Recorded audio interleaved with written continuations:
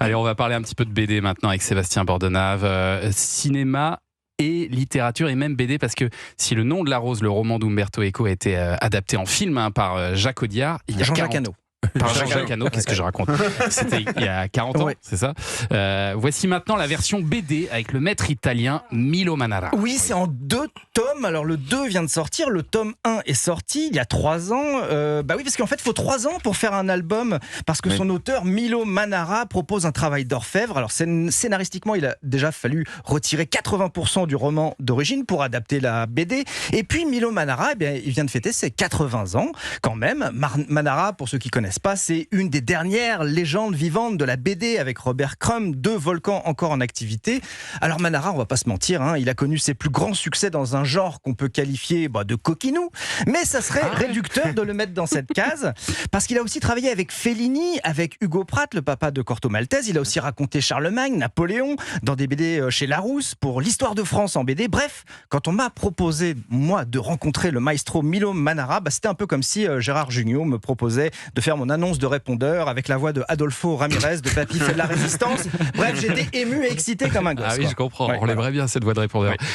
Et alors, en toute objectivité, elle est comment cette BD, Le Nom de la Rose ? C'est un chef-d'œuvre.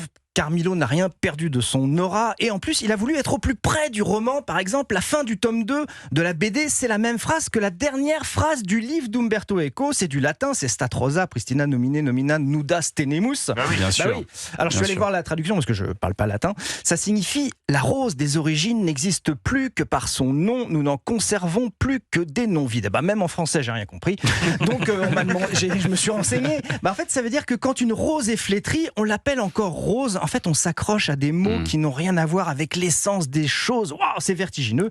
En fait, Le Nom de la Rose, c'est un livre qui parle de livres, qui parle de livres. Ça ouvre des portes, et c'est aussi un thriller médiéval sur fond de querelles religieuses du XIVe siècle où les conceptions s'opposent, parce que, par exemple, les franciscains veulent vivre comme le Seigneur, à savoir dans la pauvreté, alors que les bénédictins veulent avoir l'abbaye opulente. C'est une guerre toujours d'actualité selon Milo Manara. Écoutez.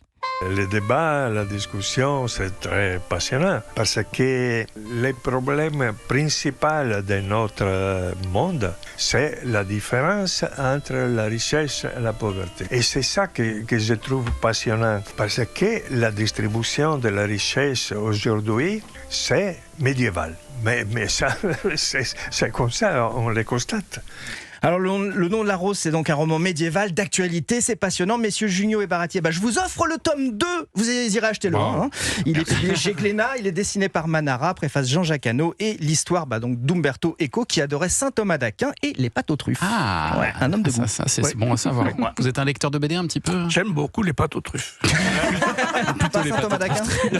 Vous auriez pu venir avec un plat de pâtes aux truffes, franchement. Merci J'aime Sébastien. bien la BD, oui, bien Bon, sûr. allez, dans un instant, on va jouer avec un auditeur.